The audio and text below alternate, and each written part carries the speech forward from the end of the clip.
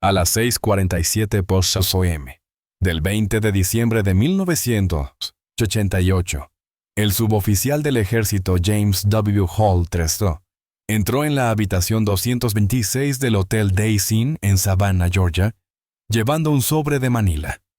Tenía 30 años y 7 años de experiencia en inteligencia de señales del ejército con una autorización de seguridad de nivel máximo Top Secret Sensitive Compartmented Information. El hombre que lo esperaba afirmaba ser su nuevo enlace del KGB. Hall traía documentos para vender capacidades secretas, sistemas de guerra electrónica, procedimientos de inteligencia, todo valorado en $30,000 en efectivo. El supuesto agente del KGB comenzó a hacer preguntas. Hall respondió. A todos se jactó de 6 años de espionaje. Describió los puntos de entrega en Alemania. Explicó cómo había sacado de contrabando miles de páginas ultrasecretas en bolsas de compras, sin mostrar miedo ni la menor vacilación, completamente confiado. La reunión duró 43 minutos. Hall salió con el dinero. 24 horas después, agentes del FBI lo arrestarían en su casa. El supuesto enlace del KGB no lo era, se trataba del agente especial del FBI Dmitry Duginsky, estadounidense de origen ruso, fluido en el idioma perfecto en su papel. Hall acababa de confesar todo en una grabación de video. Entre 1983 y 1988, James Hall había vendido cientos de los secretos más guardados de la inteligencia de señales de Estados Unidos a Alemania Oriental y a la Unión Soviética por un total de $300,000. Traicionó el proyecto Trojan, una red electrónica mundial capaz de localizar vehículos blindados, misiles y aviones soviéticos a través de sus emisiones de señales durante la guerra. Entregó la lista completa de requisitos nacionales de SIGINT, un documento de 258 páginas que detallaba las actividades de la N, las necesidades de inteligencia del gobierno y las capacidades de interceptación por país. Hall comprometió las operaciones de la misión de enlace militar estadounidense en Alemania Oriental al revelar los métodos de fotografía de tanques estadounidenses en la víspera de Año Nuevo de 1984. 3 meses después, el 24 de marzo de 1985, las fuerzas soviéticas dispararon y mataron al mayor del ejército de E.U., Arthur D. Nicholson Gore, un oficial desarmado de la USML durante una inspección en Ludwigslust, Alemania Oriental. Hall les había entregado el manual de operaciones. Pasaba hasta 2 horas de su jornada laboral en la estación de campo de la NSA en Berlín, copiando documentos clasificados en lugar de hacer su trabajo real. Luego se quedaba más tarde para terminar sus tareas normales y que nadie sospechara. Usaba bolsas de compras para sacar los originales de la instalación. Se reunía con su contacto de Alemania Oriental en Frankfurt, donde copiaban todo en una casa segura, y devolvía los originales antes de que alguien notara su ausencia. Compró un Volvo nuevo en efectivo, una camioneta nueva, dio un gran anticipo para una casa. Tomó clases de vuelo y contó 6 historias diferentes para explicar de dónde venía el dinero. Nadie lo descubrió durante 5 años. La red de inteligencia de señales del ejército estadounidense en Europa perdió secretos constantemente durante los años 80. Las operaciones quedaban a oscuras, las fuentes enmudecían, y los sistemas de guerra electrónica que los soviéticos no deberían conocer aparecían repentinamente en sus contramedidas. La estación de campo de la NSA en Berlín, uno de los principales puestos de escucha de la Guerra Fría, era la joya de la corona de las operaciones de inteligencia de señales de Estados Unidos contra el Pacto de Varsovia. Situada en Teufelsberg, en Berlín Occidental, interceptaba comunicaciones militares soviéticas. Seguía movimientos de tropas, vigilaba firmas de radar y recolectaba inteligencia electrónica que moldeaba la estrategia de la OTAN. La estación empleaba a los mejores analistas del ejército estadounidense personal, con autorización Top Secret, acceso compartimentado y años de formación, y uno de ellos estaba vendiendo todo al enemigo. Entre 1983 y 1985, información clasificada comenzó a aparecer en manos soviéticas a un ritmo alarmante. Las nuevas técnicas estadounidenses de guerra electrónica eran contrarrestadas en cuestión de meses, no de años. Las fuerzas soviéticas demostraban conocer los métodos de recolección de inteligencia de señales de E.U. de una manera que debería haber sido imposible. Los procedimientos de seguridad de comunicación de la OTAN que habían tardado años en desarrollarse se volvieron de repente ineficaces. El patrón era claro alguien con acceso a los compartimentos más sensibles de la inteligencia estadounidense estaba hablando. Pero el grupo de sospechosos era enorme. Cientos de soldados civiles y contratistas tenían las autorizaciones necesarias. Miles poseían fragmentos del rompecabezas. Encontrar a un solo traidor entre ellos requeriría un milagro. O un desertor. En diciembre de 1988, un oficial de inteligencia de Alemania Oriental llamado Manfred Severin, con el nombre en clave Canaclay, contactó a las autoridades estadounidenses. Trabajaba para la Stasi como traductor y mensajero. Tenía una pista importante sobre un estadounidense que vendía secretos. El servicio de contraespionaje alemán lo rechazó demasiado arriesgado. La CIA también lo desestimó, no tenía suficiente verificación. Pero la unidad de contrainteligencia extranjera del ejército de E.U. lo tomó en serio porque traía un nombre James W. Hall Trey, suboficial analista de inteligencia de señales, destinado entonces en Fort Stewart, Georgia, y ex empleado de la estación de campo de la NSA en Berlín, donde había trabajado de 1982 a 1985. La cronología coincidía con las brechas de seguridad. El acceso coincidía con el material comprometido. La investigación avanzó rápidamente. Los agentes de contrainteligencia del ejército comenzaron la vigilancia de inmediato. Hall vivía en Savannah, Georgia, asignado a una unidad de inteligencia de señales en la cercana base de Fort Stewart. Los agentes comenzaron a vigilar su rutina, sus compras, sus contactos. En pocos días confirmaron todo lo que Severin les había contado. Hall vivía muy por encima de sus posibilidades. Un Volvo nuevo pagado en efectivo. Una camioneta nueva. Una casa con un gran pago inicial que no podía permitirse clases de vuelo en un aeródromo privado, cenas costosas y viajes a Austria que nunca había explicado. Las señales de alerta estaban por todas partes. Pero los investigadores necesitaban más que sospechas, necesitaban pruebas, necesitaban que él mismo se incriminara. Así que prepararon una trampa. El agente especial del FBI Dmitry Duginsky, nacido en la Unión Soviética, emigró a Estados Unidos y se convirtió en uno de los mejores agentes encubiertos del Buró Experto en Operaciones en Idioma Ruso. Ya había interpretado ese papel antes un enlace del KGB. Serio, profesional, exigente, el tipo de oficial que no tolera errores. A mediados de diciembre de 1988, Hall recibió un mensaje a través de un intermediario. Sus contactos habituales de Alemania Oriental no estaban disponibles. Era necesario establecer nuevos arreglos. Un supuesto oficial de inteligencia soviético quería reunirse con él en Savannah para un asunto rutinario, el pago estándar por materiales que Hall había estado reteniendo. Hall aceptó de inmediato. Sin duda, sin paranoia, solo codicia. El 20 de diciembre de 1988, a las 6:47 p.m., en el Hotel Days Inn de Savannah, Georgia, Hall entró llevando documentos. El agente Duginsky, en su papel, los examinó cuidadosamente. Hall se sentó con confianza, tranquilo, como si lo hubiera hecho un centenar de veces antes, porque así era. Duginsky le preguntó sobre los documentos. Hall explicó todos los niveles de clasificación, las fuentes, cómo los había obtenido. La conversación se amplió. Duginsky presionó por más detalles sobre su carrera como espía. ¿Cuánto tiempo había trabajado para la inteligencia soviética? ¿Qué había proporcionado? ¿Cómo había sacado los materiales de las instalaciones de la NSA en Alemania? Hall respondió a todo con orgullo. Había estado espiando durante 6 años desde 1983.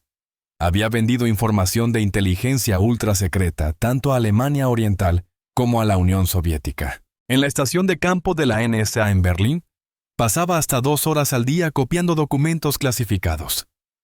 Los originales salían en bolsas de compras. Luego los fotocopiaba en Frankfurt con la ayuda de su contacto de Alemania Oriental y devolvía los originales antes de que alguien notara su ausencia. Fácil, simple y rentable. ¿Cuánto había ganado cientos de miles de dólares? ¿Por qué lo había hecho? Por dinero, no por ideología, no por odio a Estados Unidos, ni por convicciones políticas, solo dinero. Dijo que quería no preocuparse nunca más por su próximo dólar. No era antiestadounidense, insistía. Ondeaba la bandera tanto como cualquiera, simplemente le gustaba que le pagaran. Dujinski preguntó sobre futuras colaboraciones. Hall estaba dispuesto. Tenía acceso a inteligencia de señales actual y podía seguir proporcionando información. La reunión duró 43 minutos. Cada palabra quedó grabada en video, cada confesión documentada. Cuando Hall salió con $30,000 en efectivo, los agentes del FBI lo siguieron hasta su casa. 24 horas después lo arrestaron. El 21 de diciembre de 1988, en Fort Stewart, Georgia, agentes del FBI y oficiales de contrainteligencia del ejército rodearon su residencia. Hall abrió la puerta sin resistirse. Fue arrestado alrededor de las 9 de la mañana. Le leyeron sus derechos, registraron la casa y encontraron materiales clasificados que había guardado como seguro, evidencia de sus comunicaciones de espionaje y los $30,000 del encuentro del día anterior. Hall no dijo nada, su abogado se encargaría.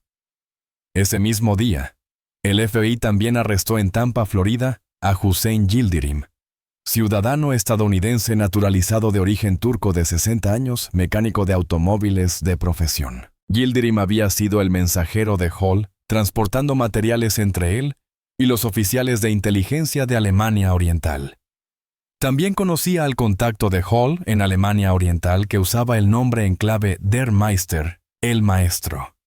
Yildirim enfrentaba cadena perpetua por conspiración para cometer espionaje.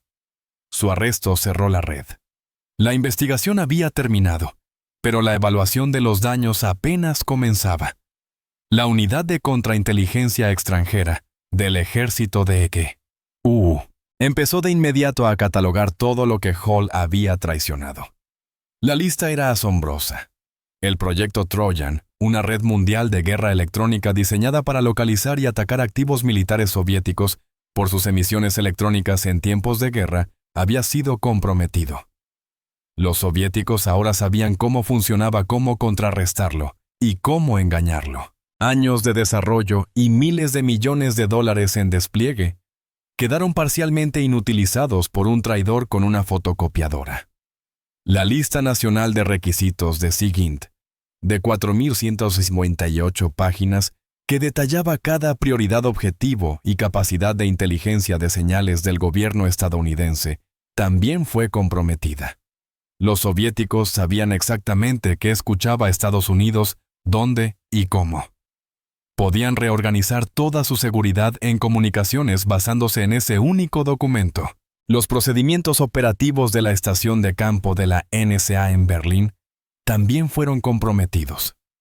Los soviéticos y los alemanes orientales sabían qué frecuencias vigilaban los analistas estadounidenses, qué protocolos seguían y qué objetivos recibían prioridad. Ahora podían comunicarse casi con total impunidad en los canales que sabían que Estados Unidos no estaba monitoreando. Los métodos de la misión de enlace militar de Estados Unidos. USML, incluidos los procedimientos de fotografía de tanques que Hall había revelado en 1900. Quedaron comprometidos. Las fuerzas soviéticas conocían los patrones de reconocimiento de la USML, qué instalaciones fotografiaban y cómo se aproximaban a los sitios sensibles. 3 meses después de la traición de Hall a las operaciones de la USML, las fuerzas soviéticas mataron al mayor Arthur D. Nicholson Jr. durante una inspección de la misión. Los soviéticos afirmaron que Nicholson había entrado en un área restringida. Los funcionarios estadounidenses creyeron que habían tendido una trampa deliberada basándose en el conocimiento de los métodos de la USML. La información de Hall les había dado el manual de operaciones. El daño iba mucho más allá de programas específicos. Cada operación de inteligencia de señales, en la que Hall había participado durante sus 5 años de traición, era ahora sospechosa. Cada fuente que conocía podía estar comprometida. Cada capacidad que describió se asumía conocida por el enemigo. La ENSA tuvo que cambiar procedimientos, frecuencias, métodos de encriptación y patrones operativos en toda Europa. El costo ascendió a miles de millones. El retroceso estratégico no podía medirse en dólares, y Hall lo había hecho por dinero. En 1986, mientras aún estaba destinado en Fort Monmouth, Nueva Jersey, antes de su reasignación a Fort Stewart Hall, solicitó un ascenso a sargento de primera clase y el nombramiento como suboficial, Warrant Officer. Durante la investigación de antecedentes rutinaria para el puesto uno de sus supervisores, un mayor hizo un comentario al investigador. Le resultaba extraño que Hall pudiera permitirse un Volvo nuevo. El propio mayor con salario de oficial no podía pagar un coche así. El investigador preguntó por la discrepancia. El mayor explicó que ya había interrogado a Hall al respecto. Hall respondió con naturalidad. Tenía una tía rica que había muerto y le había dejado un fideicomiso, del cual recibía $30,000 anuales. La historia parecía creíble. El investigador lo consideró plausible y hasta dijo que ya conocía el supuesto fideicomiso. La coartada de Hall funcionó. Sus compañeros de trabajo lo creyeron completamente. Su aparente prosperidad nunca despertó sospechas oficiales. Obtuvo su nombramiento como suboficial, aumentó su acceso a información clasificada y vendió aún más secretos. El estilo de vida ostentoso que finalmente alertó a las autoridades llegó demasiado tarde. Para cuando alguien se preguntó seriamente de dónde provenía su dinero, Hall ya había traicionado casi todo a lo que tenía acceso. El juicio de Hall comenzó en marzo de 1989 en Fort Bragg, Carolina del Norte. Enfrentaba un consejo de guerra con múltiples cargos de espionaje, conspiración y violaciones de seguridad. La pena máxima era la muerte. Su abogado negoció un acuerdo. Hall se declararía culpable de 10 cargos de espionaje. La cadena perpetua quedó descartada. En su lugar, 40 años de prisión. A cambio, Hall cooperaría plenamente con la evaluación de daños, proporcionando todos los detalles de lo que había vendido, cada contacto que había tenido y cada método que había usado. La fiscalía aceptó. Hall se declaró culpable el 6 de marzo de 1989. El 9 de marzo del mismo año se presentó ante el juez militar para la sentencia. El gobierno presentó las pruebas de su traición, el alcance, el daño y el retroceso estratégico que sus acciones habían causado. La defensa argumentó que Hall había cooperado, mostrado remordimiento y aceptado ayudar a reparar el daño. El juez no se conmovió.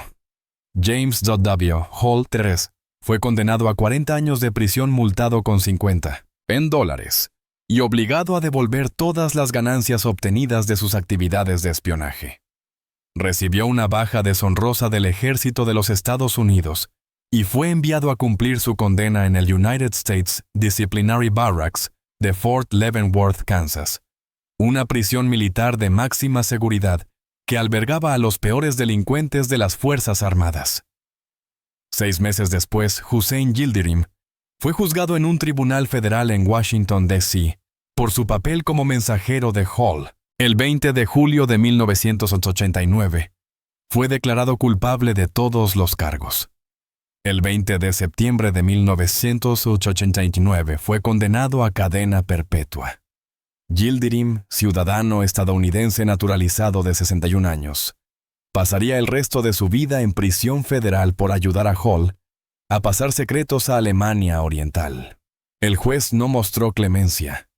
Sus actividades como mensajero habían facilitado una de las brechas de inteligencia de señales más graves de la Guerra Fría. Cumplió su condena en FCI Lompoc, California. Años más tarde, tras el fin de la Guerra Fría, Yildirim fue indultado y deportado a Turquía, donde vivió el resto de sus años. Hall no tuvo tanta suerte. En Fort Leavenworth, Leavenworth se convirtió en el recluso NOPO 806 448 132, bloque de celdas movimiento restringido máxima seguridad. La instalación albergaba asesinos, violadores y traidores. Hall encajaba en la última categoría. Los demás reclusos sabían lo que había hecho.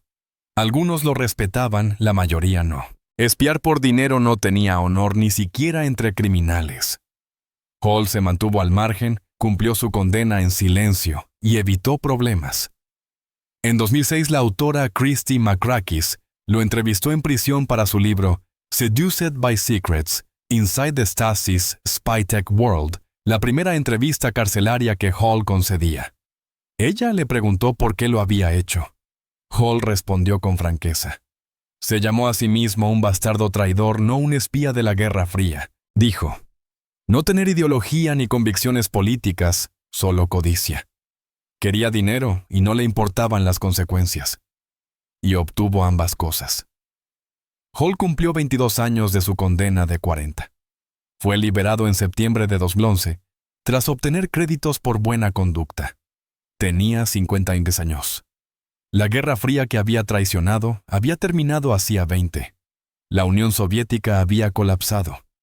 Alemania Oriental ya no existía. Los archivos de la Stasi, a los que él había contribuido con miles de documentos, estaban ahora abiertos a los investigadores en la Alemania reunificada. En julio de 1992, el gobierno alemán devolvió 13.000 páginas de documentos que Hall había copiado y vendido a la Stasi. La entrega se realizó tras la presión del gobierno estadounidense sobre el Ministerio Federal del Interior alemán, que ordenó la devolución sin consultar al Comité Parlamentario de Supervisión de Inteligencia, una violación de la ley alemana. Solo unas pocas centenas de páginas se mantuvieron clasificadas. El resto fue devuelto a la NSA. Años más tarde, los funcionarios alemanes Joachim Gauck y Hans-Jörg Geiger, quienes habían autorizado la entrega, afirmaron no recordar haberlo hecho, aunque los documentos oficiales demostraban lo contrario. El espionaje de Hall le costó a Estados Unidos miles de millones de dólares, en capacidades comprometidas, años de ventaja estratégica y oportunidades de inteligencia que se desvanecieron cuando los soviéticos descubrieron qué escuchaba Estados Unidos. El proyecto Troyan tuvo que rediseñarse por completo. La lista nacional de requisitos de SIGINT, NSSRL, tuvo que reescribirse. La estructura de seguridad operativa de la estación de la NSA en Berlín fue revisada por completo. Se crearon nuevos sistemas de cifrado, nuevos procedimientos y nuevos protocolos, todo porque un suboficial quería un Volvo. La investigación que atrapó a Hall comenzó gracias a un desertor de Alemania Oriental que decidió hablar y a un agente del FBI que hablaba ruso con fluidez y desempeñó su papel a la perfección. La propia arrogancia de Hall selló su destino. Entró aquel día en la habitación del hotel convencido de que se reunía con su nuevo enlace, presumió de su carrera como espía, describió sus métodos y cayó por completo en la trampa. La grabación de esa reunión fue reproducida en su corte marcial, 43 minutos de autoincriminación. Su abogado defensor no tuvo respuesta. Fueron sus propias palabras las que lo condenaron.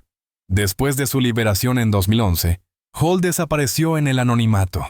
No concedió entrevistas, ni emitió declaraciones públicas, ni escribió memorias.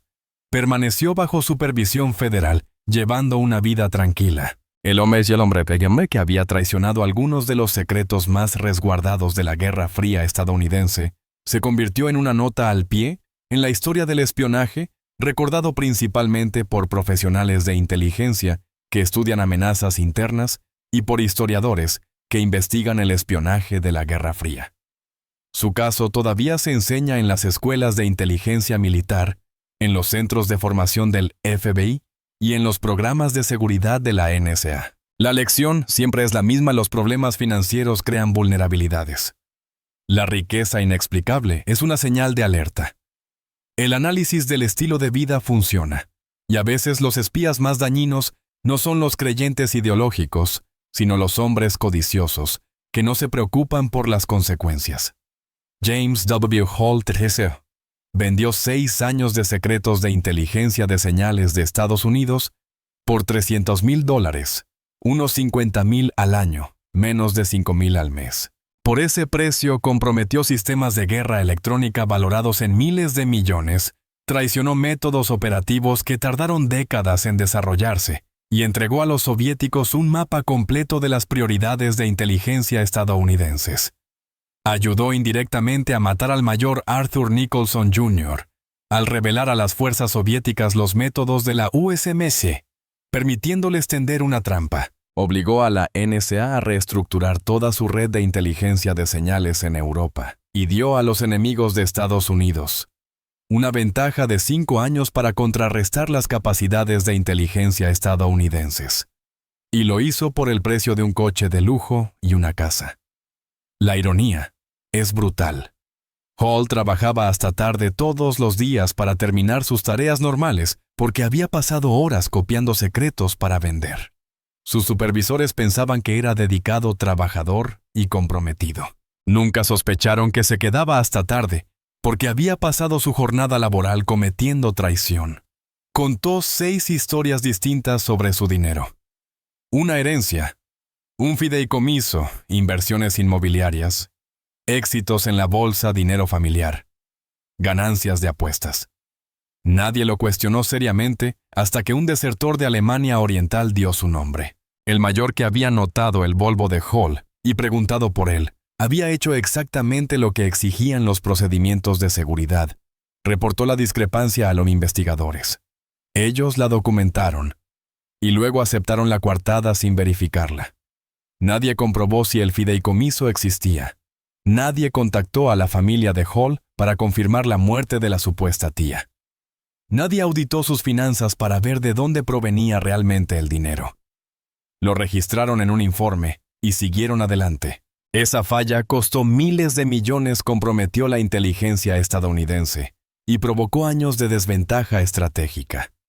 La carrera de espionaje de Hall terminó porque un desertor de Alemania Oriental habló, y un agente encubierto del FBI fue lo bastante convincente. No porque alguien detectara las señales de alerta, no porque los procedimientos de seguridad funcionaran, no porque los investigadores siguieran las pistas financieras. Fue un oficial de inteligencia enemigo nervioso y temeroso quien desertó.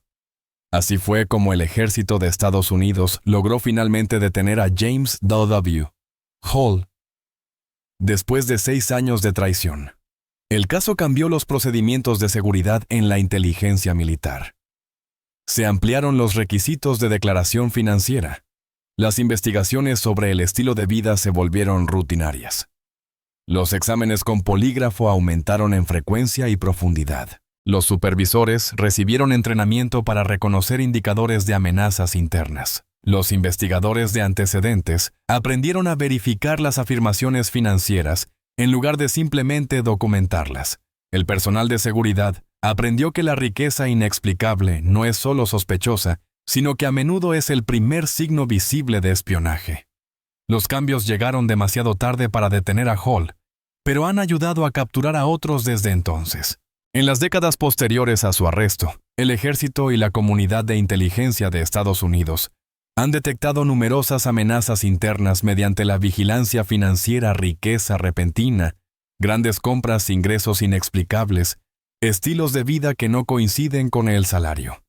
Las señales de alerta que Hall mostró ahora forman parte de la lista de verificación de todo profesional de contrainteligencia. Buscan el Volvo, la casa pagada en efectivo, las vacaciones costosas, las explicaciones contradictorias.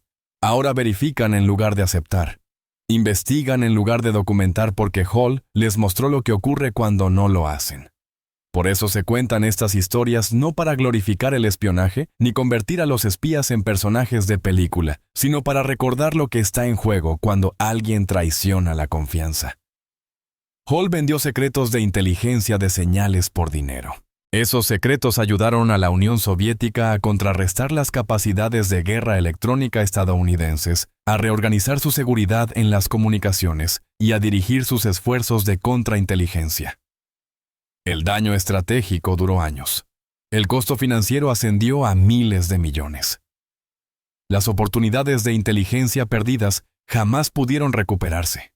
Todo porque un suboficial quiso vivir mejor de lo que su sueldo le permitía y no le importó a quién dañaba. El mayor Arthur Nicholson Jr.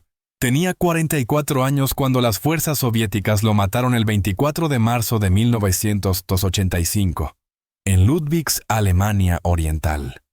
Realizaba una inspección rutinaria de la USML cuando un centinela soviético le disparó sin previo aviso.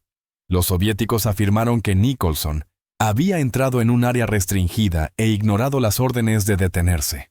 Los funcionarios estadounidenses lo negaron. El incidente casi provocó una crisis diplomática. Lo que no se supo públicamente hasta años después fue que Hall había comprometido los métodos operativos de la USML 3 meses antes. Los soviéticos sabían cómo los equipos estadounidenses se aproximaban a las instalaciones sensibles, qué rutas tomaban y qué equipo llevaban. Algunos funcionarios de inteligencia creen que los soviéticos tendieron una trampa basada en ese conocimiento. La traición de Hall pudo haber causado la muerte de Nicholson. Hall cobró por esa información. La gastó en clases de vuelo. El costo humano se menciona solo en notas al pie de los informes oficiales de daños. Se cuantifican los programas comprometidos, las capacidades perdidas, los retrocesos estratégicos. Se calculan cifras en dólares por rediseñar sistemas, reescribir procedimientos y reestructurar operaciones. Pero no se calcula el precio que pagó la familia de Nicholson al perderlo, ni el de los cientos de profesionales de inteligencia, cuyo trabajo de años fue traicionado por 50 dólares anuales, ni el de los soldados cuya seguridad dependía de sistemas de guerra electrónica que los soviéticos ya sabían cómo neutralizar. Hall diría más tarde que no era antiestadounidense. Aseguraba que ondeaba la bandera como cualquiera. Simplemente decidió que no quería preocuparse más por su próximo dólar.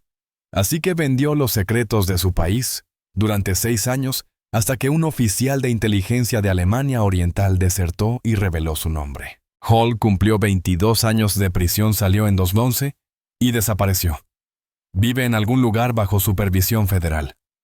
Su nombre aparece en los estudios de casos de espionaje y en los libros de historia de inteligencia. Es recordado como uno de los espías de señales más dañinos de la Guerra Fría, un hombre que vendió capacidades valoradas en miles de millones por solo $300,000. Un suboficial que traicionó todo lo que tenía acceso porque quería un Volvo. El Volvo ya no existe. La casa ya no existe. El dinero se fue. Las clases de vuelo terminaron hace décadas. Lo que queda es un caso de estudio sobre las amenazas internas, una evaluación de daños valorada en miles de millones y una nota al pie en la historia de la Guerra Fría. James W. Hollis, suboficial analista de inteligencia de señales traidor, cumplió su condena y salió. Los programas que traicionó tardaron años en reconstruirse. La confianza que rompió todavía se está reparando, y la lección que dejó aún se sigue aprendiendo. Cada me gusta le dice al algoritmo de YouTube que muestre esta historia a más personas. Historias como esta no se cuentan a menos que gente como tú las haga visibles. Suscríbete y haz clic en la campana de notificaciones. Cada semana recuperamos historias como esta de archivos desclasificados, registros judiciales y documentos olvidados, traiciones reales, consecuencias reales, personas reales que pagaron el precio por la codicia de otros. Deja un comentario ahora mismo. Cuéntame desde dónde nos ves.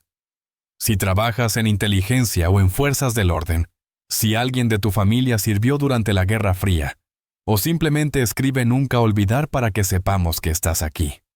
No eres solo un espectador. Eres parte de que casos como este no sean olvidados. Eres parte de que la próxima generación de oficiales de inteligencia aprenda de la traición de James Hall. Gracias por mirar. Gracias por ayudar a que esta historia siga siendo visible. Estos no eran solo documentos clasificados, eran ventajas estratégicas que costaron miles de millones desarrollar y años reconstruir. Con tu apoyo estás ayudando a honrar a los profesionales cuyo trabajo fue traicionado. Nos vemos en el próximo video.